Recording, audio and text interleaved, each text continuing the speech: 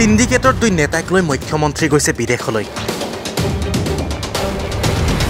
মুখ্যমন্ত্ৰী হিমন্ত বিশ্ব শৰ্মা ডাঙৰীয়া যি দুয়োগৰাকী প্ৰতিনিধি বাহিৰলৈ লৈ গৈছে, এই দুয়োগৰাকী প্ৰতিনিধিৰ জিলা ভিতৰতে আটাইতকৈ বেছি অবৈধ কয়লা খনন হয়। অসমৰ মানুহে মুখ্যমন্ত্ৰীৰ মিছা কথা আৰু বিশ্বাস নকৰে।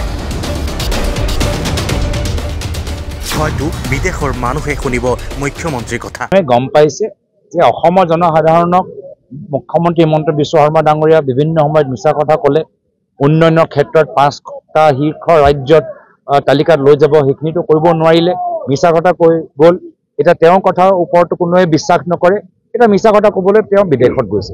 মাত্ৰ বিদেশতে যে এতিয়া মানুহ পাব যে মুখ্যমন্ত্ৰীৰ কথাখিনি গ্ৰহণ কৰিব, নহ'লে ইয়াত গ্ৰহণ কৰা মানুহ নাই। বিনিয়োগকাৰীৰ সন্ধানত বিদেশ ভ্ৰমণত মুখ্যমন্ত্ৰীৰ দুই সংগীক লৈ এইবাৰ কটাক্ষ কৰা দেখা গ'ল সাংসদ গৌৰৱ গগৈ। কেৱল এয়াই নহয়, আম্বানী আদানীক লৈ সৰব সাংসদগৰাকী। আম্বানী আদানীক সহায় কৰিবলৈহে বিজেপিয়ে ৰাজনীতি কৰিছে। অসমৰ গাঁও পথাৰত কি চলি আছে নাজানে বিজেপিয়ে কেৱল এইবোৰৰ পৰা আঁতৰত থাকে। বৰ্তমান বিজেপি দলৰ নেতৃত্বৰ ৰাজনীতি, যিহেতু তেওঁলোকৰ ৰাজনীতি মাত্ৰ আদানী আৰু আম্বানীক সহায় কৰা, আদানী আৰু আম্বানী বিয়া খোৱা, তেওঁলোকৰ ল'ৰা ছোৱালীক ভাল ICC পোষ্টত লৈ যোৱা, সেয়া লৈ ব্যস্ত। কিন্তু দেশত কি চলি আছে, গাঁৱত কি চলি আছে, পথাৰত কি চলি আছে, তাৰ পৰা তেওঁলোকে দুয়োজন আঁতৰত আছে। কেৱল ইমানেই নহয়, মন্ত্ৰী বিধায়কসকল কি কৰি আছে ইয়াক লৈ সৰব হোৱা দেখা গ'ল সাংসদ গৌৰৱ গগৈ। সাংসদ গৌৰৱ গগৈৰ মতে বিজেপিৰ মন্ত্ৰী বিধায়কসকল সন্তানৰ লগতহে ব্যস্ত। আজিৰ তাৰিখত আমাৰ কি দেখা পাইছোঁ যে মন্ত্ৰী বিধায়ক নিজৰ পুত্ৰৰ লগত ব্যস্ত। যোৱাকালিও উত্তৰ অসমত আমি গম পালোঁ যে চুতীয়াত এটা পথ দুৰ্ঘটনাত এজন বিধায়কৰ নাম ওলালে, বিধায়কৰ পুত্ৰৰ নাম ওলালে, আৰু সেয়াই লৈ ইমান এটা চাঞ্চল্য এটা কথা হ'ল যে তদন্ত হোৱাত আগতে সাংবাদিকগৰাকীক পুলিচে ধৰি লৈ গ'ল। এইটো কি ধৰণৰ আজি পৰিস্থিতি চলি আছে? আজি গুৱাহাটীৰ ভিতৰত আমি জানো যে ভাল বিজেপি বাগী নেতাসকলৰ ল'ৰা ছোৱালীৰ ৰাতি তেওঁলোকে গাড়ী চলাই কিমান তেওঁলোকৰ এক্সিডেণ্ট হৈছে, গুৱাহাটী মানুহ নাজানে নেকি? কিন্তু আজি দেখিছোঁ যে এই ট্ৰেফিকৰ আইন, এই হেলমেট নিপিন্ধিলে যে ফাইন দিব লাগে, অভাৰ স্পীডিং কাৰণে যে ফাইন দিব লাগে, এই ফাইন অসমৰ জনসাধাৰণে ভুগি আছে। অসমৰ দুখীয়া ৰাইজৰ ল'ৰা ছোৱালীখিনিয়ে দি আছে। কিন্তু বিজেপিৰ দলৰ ডাঙৰ ল'ৰা ছোৱালী তেওঁলোকে এক্সিডেণ্ট কৰিব পাৰে, মানুহক খুন্দিয়াই মাৰিব পাৰে, কিন্তু তেওঁলোকৰ ওপৰত কোনো ফাইন নহয়, তেওঁলোকৰ ওপৰত কোনো তদন্ত নহয়। বৰ্তমান বিজেপি দলৰ নেতৃত্বৰ ৰাজনীতি, যিহেতু তেওঁলোকৰ ৰাজনীতি মাত্ৰ আদানী আৰু আম্বানীক সহায় কৰা, আদানী আৰু আম্বানী বিয়া খোৱা, তেওঁলোকৰ ল'ৰা ছোৱালীক ভাল ICC পোষ্টত লৈ যোৱা, সেয়া লৈ ব্যস্ত। কিন্তু দেশত কি চলি আছে, গাঁৱত কি চলি আছে, পথাৰত কি চলি আছে, তাৰ পৰা তেওঁলোকে দুয়োজন আঁতৰত আছে।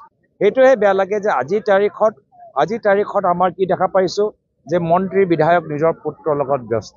যোৱাকালিও উত্তৰ অসমত আমি গম পালোঁ যে চুতীয়াত এটা পথ দুৰ্ঘটনাত এজন বিধায়কৰ নাম ওলালে, বিধায়কৰ পুত্ৰৰ নাম ওলালে, আৰু সেয়াই লৈ ইমান এটা চাঞ্চল্য এটা কথা হ'ল যে তদন্ত হোৱাত আগতে সাংবাদিকগৰাকীক পুলিচে ধৰি লৈ গ'ল। এইটো কি ধৰণৰ আজি পৰিস্থিতি চলি আছে? আজি গুৱাহাটীৰ ভিতৰত আমি জানো যে ভাল বিজেপি বাগী নেতাসকলৰ ল'ৰা ছোৱালীৰ ৰাতি তেওঁলোকে গাড়ী চলাই কিমান তেওঁলোকৰ এক্সিডেণ্ট হৈছে, গুৱাহাটী মানুহ নাজানে নেকি? কিন্তু আজি দেখিছোঁ যে এই ট্ৰেফিকৰ আইন, এই হেলমেট নিপিন্ধিলে যে ফাইন দিব লাগে, অভাৰ স্পীডিং কাৰণে যে ফাইন দিব লাগে, এই ফাইন অসমৰ জনসাধাৰণে ভুগি আছে। অসমৰ দুখীয়া ৰাইজৰ ল'ৰা ছোৱালীখিনিয়ে দি আছে। কিন্তু বিজেপিৰ দলৰ ডাঙৰ ল'ৰা ছোৱালী তেওঁলোকে এক্সিডেণ্ট কৰিব পাৰে, মানুহক খুন্দিয়াই মাৰিব পাৰে, কিন্তু তেওঁলোকৰ ওপৰত কোনো ফাইন নহয়, তেওঁলোকৰ ওপৰত কোনো তদন্ত নহয়। মুখ্যমন্ত্ৰী হিমন্ত বিশ্ব শৰ্মা ডাঙৰীয়া যি দুয়োগৰাকী প্ৰতিনিধি বাহিৰলৈ লৈ গৈছে, এই দুয়োগৰাকী প্ৰতিনিধিৰ জিলা ভিতৰতে আটাইতকৈ বেছি অবৈধ কয়লা খনন হয়। কাৰ্বি আংলঙত অবৈধ কয়লা খনন হয়, পাথৰ, হেল, বালি, এইবোৰ চব চিণ্ডিকেট চলি থাকে। তিনিচুকীয়া শদিয়াত একে চলি আছে। তো মুখ্যমন্ত্ৰী তেওঁহে জানে যে যি দুইজন তেওঁ প্ৰতিনিধি লৈ গৈছে, তেওঁ নিজৰ জিলাৰ কথা কি ক'ব? নিজৰ জিলাৰ ভিতৰতে কিমান নিবনুৱা সমস্যা, তিনিচুকীয়াত কিমান নিবনুৱা সমস্যা, শদিয়াত কিমান নিবনুৱা সমস্যা, আমাৰ কাৰ্বি আংলঙত কিমান নিবনুৱা সমস্যা, তাত কি ধৰণৰ চিণ্ডিকেট চলি আছে, কি ধৰণৰ লুণ্ঠন চলি আছে, কি ধৰণৰ কেলেংকাৰী চলি আছে। তো মানুহে গম পাইছে যে অসমৰ জনসাধাৰণক মুখ্যমন্ত্ৰী হিমন্ত বিশ্ব শৰ্মা ডাঙৰীয়া বিভিন্ন সময়ত মিছা কথা ক'লে, উন্নয়নৰ ক্ষেত্ৰত 5টা শীৰ্ষ ৰাজ্যত তালিকাত লৈ যাব, সেইখিনিতো কৰিব নোৱাৰিলে, মিছা কথা কৈ গ'ল। এতিয়া তেওঁৰ কথাৰ ওপৰতো কোনোৱে বিশ্বাস নকৰে। এতিয়া মিছা কথা ক'বলৈ তেওঁ বিদেশত গৈছে। মাত্ৰ বিদেশতে যে এতিয়া মানুহ পাব যে মুখ্যমন্ত্ৰীৰ কথাখিনি গ্ৰহণ কৰিব, নহ'লে ইয়াত গ্ৰহণ কৰা মানুহ নাই। মুখ্যমন্ত্ৰী হিমন্ত বিশ্ব শৰ্মা ডাঙৰীয়া যি দুয়োগৰাকী প্ৰতিনিধি বাহিৰলৈ লৈ গৈছে, এই দুয়োগৰাকী প্ৰতিনিধিৰ জিলাৰ ভিতৰতে আটাইতকৈ বেছি অবৈধ কয়লা খনন হয়। কাৰ্বি আংলঙত অবৈধ কয়লা খনন হয়। পাথৰ, হেল, বালি এইবোৰ চব চিণ্ডিকেট চলি থাকে। তিনিচুকীয়া, শদিয়াত একে চলি আছে।